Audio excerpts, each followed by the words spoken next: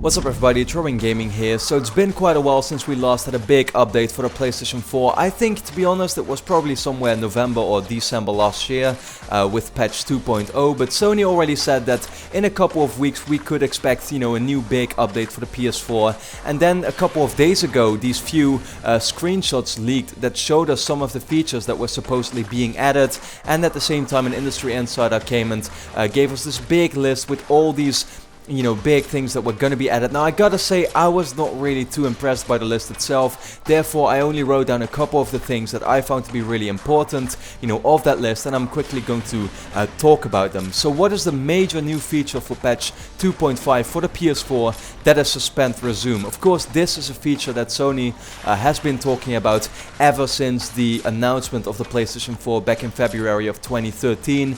They were talking about the immediacy of the console, and that's really one of the things I've really been enjoying about it, how fast it is to boot it up, start a game.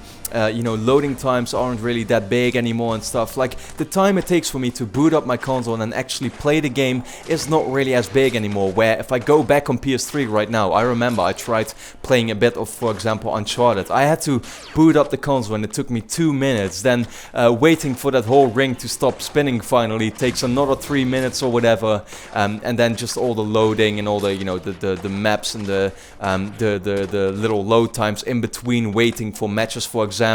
You want to go to the XMB, send a message to a friend. It's absolutely ridiculous, and that's what I really like about the PS4. It's so immediate, and the Suspend Resume feature is only going to make it more and more immediate because of that, because for those of you who don't know what it exactly does, you can pretty much, while you're playing a game, so say you're playing, for example, let's just take Dragon Age Inquisition as an example, you're playing that game where normally you have to load the save file, boot up the whole game and stuff. Now, once you actually do that, you can decide to put your PS4 on that suspend mode, and then the time you resume it, it's actually gonna take off right where you started. So you don't have to load your game anymore, you don't have to load the save file, it's all there. You can just immediately pick up the controller and start playing again from where you left off. That's a great thing.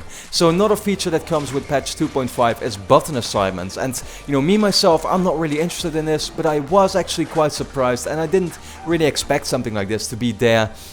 Basically what it does is, for example, if you're used to using the circle button on the DualShock 4 to confirm, I think a lot of the Japanese games do that, or that it's actually something that's pretty normal in Japan, that they use circle to confirm and then the cross button to cancel and stuff. Like, what you can do now is basically assign all the buttons through the dynamic menu of the PS4, and you can just say yourself, okay, from now on I want R2 to be R1 on default, for example, if you want to use that to shoot your guns. You don't have to go into the options for every single game to adjust that, if they actually do have that. No, now you can actually map these buttons to your own liking for kind of like a default mode already for your PS4. That's a pretty cool thing, but I myself, I'm not going to really use it.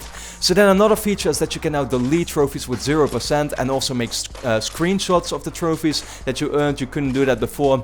I myself, back in the day when I was a trophy hunter, I still remember that what I would do is I would try getting literally all my games to 100%, and I couldn't stand it if I had one of these games on the list with, that, for example, I accidentally loaded up because a friend brought it over or something, and then I had the trophy list there, but I didn't really, I couldn't get any of these trophies because I didn't own the game. So it really bothered me to see that 0% there all the time.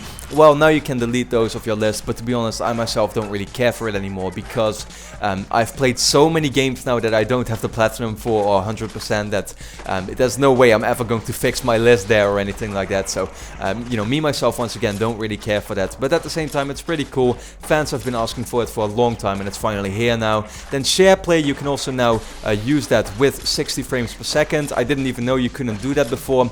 Myself, once again, I have to say it, I'm not really too impressed by all these features. They're not exactly things I'm going to be using a lot, and SharePlay, once again, was one of those things that it was cool that it got added, and I'm sure a lot of people do actually find a lot of value in that, find it useful. Me, myself, I just don't use the feature at all, and so that it's now available in 60 frames per second, cool, I guess, for the people that do use it. And finally, some sort of discover page has been added to introduce players to new features, so that's it's mainly targeted for a casual audience that isn't really too familiar with the games and the features and everything that's available on the PS4.